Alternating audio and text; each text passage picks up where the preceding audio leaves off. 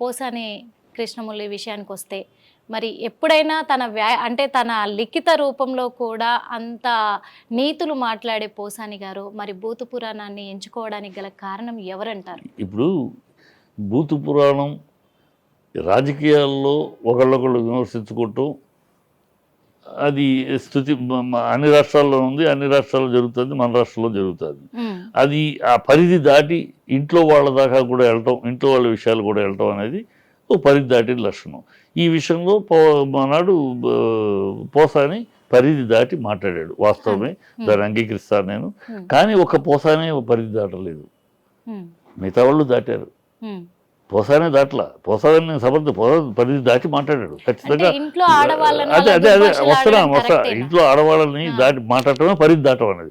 రాజకీయ విమర్శల్ని పరిధి దాటం అనడం. రాజకీయ మాటలు ఎవరైనా మాట్లాడతారు, పార్టీ సిద్ధాంతాలు మాట్లాడతారు, నువ్వు దొంగ అంటారు, నువ్వు 420 అంటారు, నువ్వు అవినీతి పడ్డాడు, ఇవన్నీ రాజకీయ విమర్శలు. పర్సనల్గా ఇంట్లో ఆడవాళ్ళని తీసుకొచ్చి మాట్లాడటం అనేది పరిధి దాటడం. ఆ పరిధి దాటాడు కరెక్టే, కానీ ఆ పరిధి ఒక్క ఇతనే దాటాడా? ఇంకా మిగతా వాళ్ళు దాటలేదా? దాటారు. లిస్టు వేసుకుంటే వరుసగా భారతీ రెడ్డిని ఆ ఎంపీ తోటి, కడప ఎంపీ తోటి అక్రమ సంబంధం కలిసి మాట్లాడారు, ఒక జగన్ భార్యని. జగన్ గారి తాతకి, ఈ జగన్ యొక్క పుట్టుపూర్వోత్తరాలకు జగన్ తాతకి మూడో వైఫ్, అసలు వైఫ్ కాదు మూడో వైఫ్ ఇది మాట్లాడారు. అలాగే రోజాని డైమండ్ అని మాట్లాడారు, డైమండ్ రాణి అన్నారు. నేను ఇంకొక ఆవిడ అనిత పార్వతమ్మ గారు విజయమ్మ గారు అంటారు అందరూ. విజయమ్మ అంటారు. మామూలుగా ఎవరన్నా విజయమ్మ అంటావు, సూర్య అమ్మ అంటావు, ఆడవాళ్ళని అలా పిలుస్తారు కదా వాళ్ళ పార్టీ వాళ్ళు. ఇలాగ విజయమ్మ అంటే ఆవిడని విజయ అమ్మ అని పిలుస్తున్నావు అంటే మీ నాన్నకి ఏమవుద్ది ఆవిడ అని అనిత మాట్లాడింది. ఏది విను పూర్తిగా అడిగిదాన్ని పూర్తిగా క్లారిటీ కావాలి. వన్ సైడ్గా మాట్లాడను, వాళ్ళు మాట్లాడారు. అనితగా ఒక ఆడదిగా ఒక హోమ్ మినిస్టర్గా ఉండి మాట్లాడేది. సో ఇవన్నీ పవన్ కళ్యాణ్ జనసేన పోసాని ఇంటి మీదకి వెళ్ళి రాళ్ళు ఇసిరి వాళ్ళు నీ పిల్లలు నీకే పుట్టారా, నీ పెళ్ళం ఎంతమంది దగ్గర పడుకుంటే పుట్టారు అని ఇలాంటి కోతలలో ఇదే మాటలు కాకపోవచ్చు కానీ ఇలాంటి అర్థం వచ్చే మాటలు మాట్లాడారు.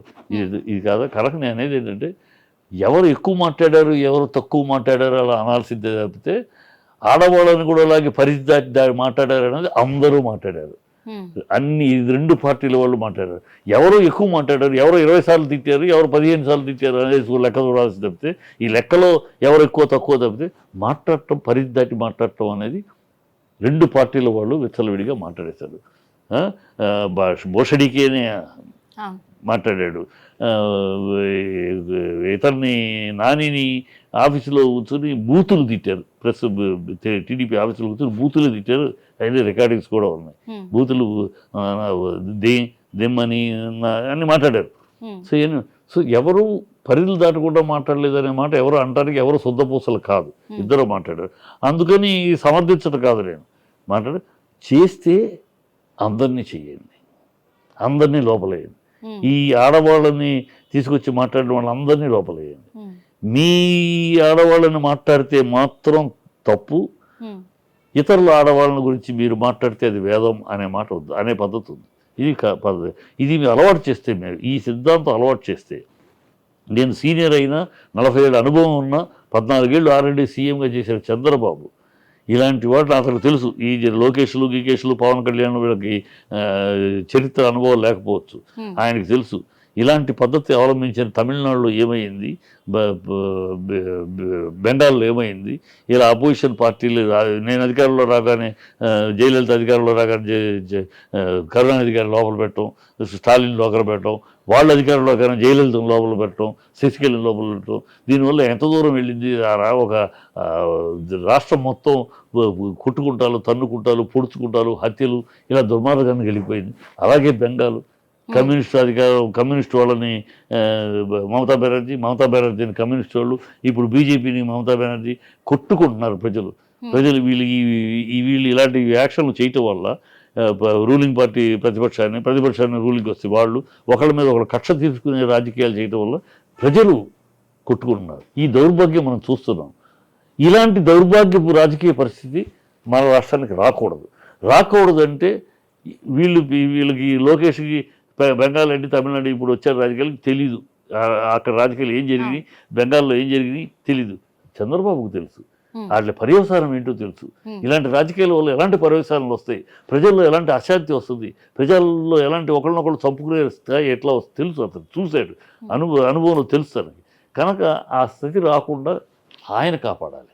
తన అనుభవం మీద తప్పు, ఇది వదిలేయండి, అతను క్షమాపణ చెప్పాడు వదిలేయండి. ఈ కక్ష సాధింపుల కార్యక్రమం రెడ్ బుక్ కార్యక్రమాలు కాదు.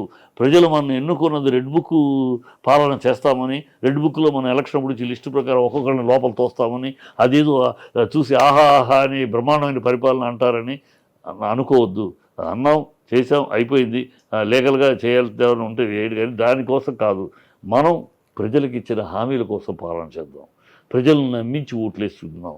ప్రజలకు అనేక అబద్ధాలు, మనం నిజాలని చెప్పాం, అది అబద్ధాలుగా ఉన్నాయి. ఇప్పుడు అబద్ధాలు చెప్పాం. ప్రజలకు అది ఇస్తాం, ఇది ఇస్తాం, అంత ఇస్తాం, ఎంత ఇస్తాం, సంపద సృష్టిస్తాం, ఎన్నెన్నో చెప్పాం. ప్రజలు వాళ్ళు నిరాశ నిస్పృతిలో ఉన్నారు. మాకు ఏమీ అందట్లేదు, నిరుద్యోగ భృతి అందట్లేదు, 18 ఏళ్ళ అమ్మాయికి 1500 అందట్లేదు, తల్లి ఊడి 15,000 ప్రతి ఒక్కరికి అనేది అందట్లేదు, రైతు 20,000 అందట్లేదు, ఫ్రీ బస్సు లేదు, 3 సిలిండర్లు లేదు. అన్నీ వస్తాయని ఎన్నికలప్పుడేమో మొదటి నెలలోనే సంతకాలు పెడతా ఉన్నారు. ఇప్పుడు 9 నెలలు అయినా ఏమీ లేదు అని ప్రజలు వేదల్లో ఉన్నారు. మనం దాని మీద కాన్సన్ట్రేట్ చేద్దాం. ప్రజల నిరాశ నిస్పృహల్ని తగ్గించి, ప్రజలు మేము మోసపోయాము, దగాపడ్డాము అనుకోకుండా, లేదు కొన్ని పరిస్థితులలో డిలే అవుతుంది కానీ మీ హామీలు కూడా బుట్టదాకలు కావు, మేము నెరవేరుస్తామనే భరోసా ప్రజలకు కల్పించాలి. ఆ పాలన చేద్దాం, ఆ పాలనలో వెళదాం, ఆ మార్గంలో వెళదామని చంద్రబాబు వాళ్ళకి హితవు పలకాలి. అలా హితవు పలకాల్సిన చంద్రబాబు మౌనం వహిస్తున్నాడు. వ్యక్తిగతంగా కక్షలు తీసుకుంటే ఆయన మౌనం వహిస్తున్నాడు. మౌనం అంగీకారమే కదా, మౌనం అర్ధాంగీకారం. వాళ్ళు చేస్తున్న దాన్ని ఖండించి పెద్ద మనిషిగా అయినా ఈయన అనుభవంతో ఇది కరెక్ట్ పద్ధతి కాదు, ఈ పద్ధతి వెళ్తే రేపు వాళ్ళు వస్తారు, మనం ఎవరు శాశ్వతం కాదు, రేపు వాళ్ళు వస్తే వాళ్ళు బ్లూ బుక్ అంటారు, రేపు ఇంకొకళ్ళు వస్తే గులాబీ బుక్ అంటారు. ఇదే రాజకీయం, ఇదే ప్రజాస్వామ్యం, ఇలాగా మనం ప్రజల్ని ముందుకు తీసుకెళ్లాల్సింది అనేది చంద్రబాబు లాంటి సీనియర్ ఆలోచించారు.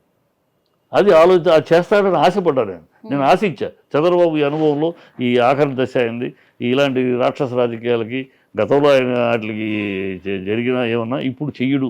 ఇప్పుడు చేయకుండా ఒక ప్రశాంతమైన జీవితం, ఒక 5 ఏళ్ళు బ్రహ్మాండంగా ఆంధ్ర రాష్ట్రం ఏ గొడవలు లేకుండా ప్రశాంతంగా ఉంది, చక్కగా ముందుకెళ్తాంది అనేది తీసుకొస్తాడు.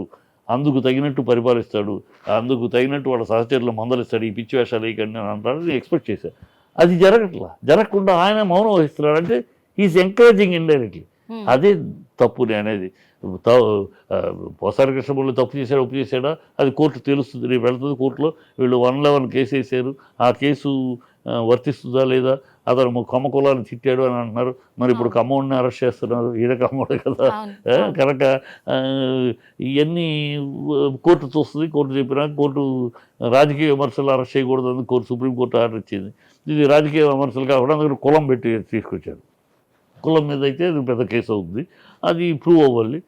అతను అన్నది దేని మీద అన్నాడు, కులాన్ని ఇన్ జనరల్ అన్నాడా, నంది అవార్డులకు సంబంధించి అన్నాడా. నంది అవార్డులకు సంబంధించి మాట్లాడిన మాట అది. టోటల్గా సమాజంలో కులాన్ని గురించి కులం గురించి కేనపరిచి మాట్లాడు కదా. ఇక్కడ నంది అవార్డులో కమిటీ మొత్తం కమ్మవాళ్ళు ఉన్నారు, ఇది కమ్మ అవార్డు అన్నాడు. అది వాస్తవంగా అప్పుడు కమ్మవాళ్ళు అందరూ కమ్మవాళ్ళు ఉంటూ కమిటీలో వాస్తవమే.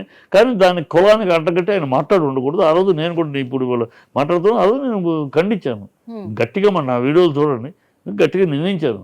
నీకు ఎవరు అన్నం పెట్టారు, నీకెవరు ఈ గౌరవ చిరునామా ఇచ్చారు పోసాని, నీకు కమ్మవాడే ఇచ్చాడు. కమ్మవాడే నువ్వు నీకు జన్మనిచ్చింది కమ్మవాడే, నీకు బతుకునిచ్చింది కమ్మవాడే. నువ్వు కమ్మవాళ్ళ గురించి కించపరిచి మాట్లాడతావా? కడుపుకు అన్నం తింటున్నావు, ఏం తింటున్నావు, తల్లిపాల దగ్గర ముగ్గుతా అని నేను మాట్లాడాను. తప్పే, ఎవరు తప్పే.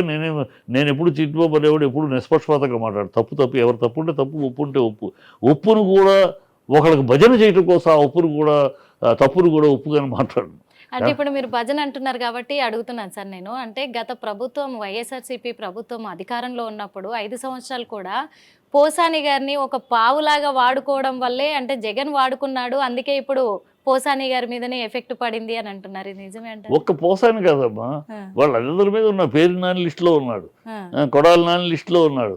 పేరు నాని మొన్న గుంటూరు వెళ్ళాడు ఆయన CM Jagan, ex CM Jagan, అక్కడికి ఏం పేరు నాని లేడు, ఆ మీటింగ్లో కూడా లేడు.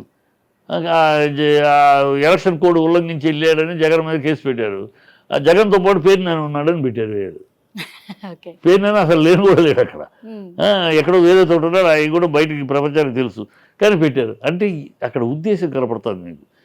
వీళ్ళందరినీ ఏదో ఒక రకంగా ట్రాక్ చేసి ఏదో ఒక రకంగా కేసులు పెట్టి లోపల పంపించాలని దృఢ నిశ్చయంతో ఉన్నారు. నేను అనేది నాయన, ఆ దృఢ నిశ్చయము, ఆ చిత్తశుద్ధి రెడ్ బుక్ అమలు కోసం కాకుండా మీరు ఇచ్చిన హామీల అమలుకు ఇదే చిత్తశుద్ధి, ఇదే చూపిస్తే బాగుంటుందని నా కోరిక. అదే సార్, ఎందుకంటే ఇప్పుడు కూటమి ప్రభుత్వము అభివృద్ధి వైపు వెళ్లకుండా ఇలాంటి కేసులలో, ఈ కేసుల వైపు, అలాగే వాళ్ళ పర్సనల్ ఎజెండాని ఎంచుకొని కూడా ఇటువైపు ఈ పర్వంలో వెళ్తుంది. దీనికి ఏం చెప్తారు? అదే డైవర్షన్ పాలిటిక్స్, గేమ్ లేదు డైవర్షన్ పాలిటిక్స్. ప్రజలు నిలదీస్తున్నారమ్మా ఎక్కడికి వెళ్ళినా. మీరు ఇచ్చిన హామీలు ఇది, మీరు ఇచ్చిన హామీలు నమ్మి కదా మేము ఓట్లు వేసాం, మాకు అప్పటికి అన్నీ అందుతున్నాయి, ఒకటో తెల్లారేటప్పటికి 6 గంటలకి అందుతున్నాయి, అయినా సరే అంత అందిస్తున్నా సరే ఆ ప్రభుత్వాన్ని కాదని మీ మాటలు మీరు ఇంకా ఎక్కువ ఇస్తా అన్నారు, అందుకని నమ్మి మీ మాటలు నమ్మి మీ అనుభవము, పవన్ కళ్యాణ్ యొక్క ఆవేశం చూసి ఇది జరుగుతాయి అని ఆశించాం. ఎక్కడ అని 9 నెలలు ఎక్కడ మాటలు మారుస్తున్నారు, ఇదిగో వచ్చే నెల అంటున్నారు, 2 నెలల తర్వాత అంటున్నారు, మారుస్తున్నారు, ఎక్కడికక్కడ నిలదీస్తున్నారు. ప్రజలు ఆవేశంతో ఆగ్రహంతో ఉన్నారు, శాపనార్థాలు పెడుతున్నారు. ఆడవాళ్ళు అయితే మరీ కొన్ని చోట్ల వెళితే శాపనార్థాలు పెడుతున్నారు. ఇవన్నింటినీ తట్టుకోవడానికి, డైవర్ట్ చేయడానికి వాళ్ళ మైండ్స్లో ఈ ఆగ్రహము, ఈ సంక్షేమ పథకాలు అందట్లేదు, అవి అందట్లేదు, ఈ అందట్లేదు అని రోడ్లు వేసామని అబద్ధాలు చెప్తారు. రోడ్లు గతుకుల్ని పూర్తి చేసేసి 70% రోడ్డు వేసామంటారు. రోడ్లో పొలాలు ఉంటే అక్కడ ప్యాచ్ వర్క్ అంతా చేసేసి రోడ్డు వేసేసాం, ఇక్కడ నుంచి 100 కిలోమీటర్లు రోడ్డు వేసేసామన్నారు. ఇవన్నీ ప్రజలు చూస్తున్నారు. ఇప్పుడు నువ్వు పేపర్లో ఇక్కడ చదివే వాళ్ళకి తెలియకపోవచ్చు, అక్కడ తిరిగే వాళ్ళకి తెలుస్తుంది కదా. ఎక్కడే 4 గతుకులు గుంటలు పూర్తి చేసేసి రోడ్డు వేసామంటారు ఏంటి అని అంటారు కదా, ప్రజలు తెలుసు. ఇవన్నీ అడుగుతున్నారు. ఈ ప్రజల ఆగ్రహాల నుంచి బయటపడాలి, తప్పించుకోవాలి అంటే వాళ్ళని డైవర్ట్ చేయాలి. ఇలాంటి విషయాలు ఇలా సెలబ్రిటీలు ఒకళ్ళు లోపలేస్తారంటే ఇది మేము చర్చ. ఇప్పుడు ఆంధ్ర రాష్ట్రం అంతా 2 రోజులుగా ఇది చర్చ. ఈ చర్చ ముగిసేటప్పటికి మరొకరి మీదకి వెళ్తారు, ఏ కొడాలి నాని అంటారు, నెక్స్ట్ రోజా అంటారు, లేదు ఇంకోటి. ఇలాగూ డైవర్షన్ పాలిటిక్స్ తప్పితే ప్రజలు డైవర్ట్ చేద్దామన్నారు. కానీ వాళ్ళ అమాయకత్వం అది. ఇందువల్ల ప్రజలు డైవర్ట్ అవుతారంటే ప్రజల మనసులో గట్టిగా నువ్వు ఎవరిని అరెస్ట్ చేస్తే మాకెందుకయ్యా, మాకు అవసరం ఉంది, వాళ్ళు అరెస్ట్ అయితే ఎంత, అరెస్ట్ అవ్వకపోతే ఎంత, మాకేంటి, మా ప్రయోజనాలు ఏంటి, మాకు జరిగేది ఏంటి, ఒరిగేది ఏంటి, మాకు ఒరిగే విషయాలు మాట్లాడండి, మాకు జరిగే విషయాల గురించి వాళ్ళని ఏదో అరెస్ట్ చేస్తే మాకేంటి ఊడిందని ప్రజలు ఏం పట్టించుకోవట్లేదు. ప్రజలు మాకేంటి, ఒరిజినల్ ఎలక్షన్ అప్పుడు మీరు చెప్పారు మీకు ఇదిగో అదిగో ఇదిగో ఆకాశం మీద బొమ్మ ఉంది, చందమామను దింపుతాం కిందకి, విజయవాడకు సముద్రాన్ని తీసుకొస్తాం, ఇలా రకరకాల అభూత కల్పనలో అభూతమైన మాటలు మాట్లాడారు కదా. ఇప్పుడేది మాకేది అని అడుగుతున్నారు. ఇది తప్పించుకోవడానికి డైవర్షన్ పాలిటిక్స్ తప్పితే ఇంకోటి లేనే లేదు. ముఖ్యంగా ఇప్పుడు తెలంగాణ రాష్ట్రానికి సంబంధించి కూడా మన కేసీఆర్ ఒక వ్యాఖ్యలు అయితే చేశారు చంద్రబాబు మీద. ఎందుకంటే నేను అధికారంలో సీఎంగా ఉన్నప్పుడు మరి ఇక్కడ హైదరాబాద్లో చంద్రబాబుని అడుగు కూడా పెట్టనివ్వలేదు, అందుకు ప్రజలు పక్కన పెట్టారు, కానీ అహంకారం తగ్గలేదు ఇంకా అని అంటున్నారు. ఎవరు కేసీఆర్ చంద్రబాబు పెట్టారు? ఈ పిచ్చి మాటలు. కేసీఆర్ చంద్రబాబుని పెట్టడం వల్ల చంద్రబాబు పారిపోయాడు, ఓటుకు నోటు కేసులో పారిపోయాడు. ఓటుకు నోటు కేసులో ఇక్కడే ఉంటే ఎక్కడ అరెస్ట్ చేస్తారో అని ఓటుకు నోటు కేసులో తన ప్రధాన నిందితుడు. అందుకని ఇంకా 10 సంవత్సరాలు, అప్పటికి ఇంకా సంవత్సరాలు మనకి మొన్నటిదాకా టైం ఉంది. జాయింట్ క్యాపిటల్ ఇక్కడ సర్వాధికారాలతోటి మనం ఆంధ్ర ఇక్కడ ఉండొచ్చు, కానీ ఎక్కడ ఈ నోటుకు నోటు కేసులో లోపల వేస్తారో అని పారిపోయాడు. అక్కడికి వెళ్ళి చెట్టు కింద రాజధాని అని చెప్పి ఒక డ్రామా ఆడితే ఆయన పారిపోయాడు. ఆయన ఎవరు రానివ్వకుండా చేయలే, పారిపోయాడు అంతే. హిట్ టీవీ యాప్, ఇందులో short news, live news, entertainment shows, movies, digital magazines తో పాటు మీ జిల్లా వార్తలను కూడా ఫ్రీగా చూడొచ్చు. అంతేకాదు కేజీ నుంచి పీజీ వరకు విద్యార్థులకు స్కాలర్షిప్ కూడా అందిస్తున్నాం. ప్రతి వారం 10 మందికి లక్కీ డ్రా ద్వారా ఒక్కొక్కరికి 10,000 రూపాయలు అందిస్తున్నాం.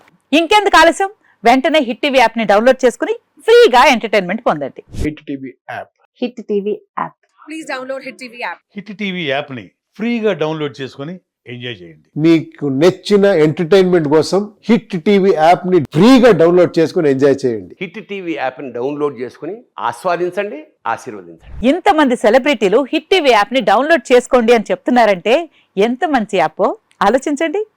అమెరికా అమెరికా అమెరికా అమెరికాలో చదవాలనుకునే వాళ్ళకి విశ్వసనీయమైన పేరు మన శౌర్య కన్సల్టెన్సీ.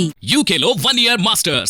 UK లో 1 year masters. 2 years work permit up to 5 years visa. Contact Saurya Consultancy. Contact 89851 89851.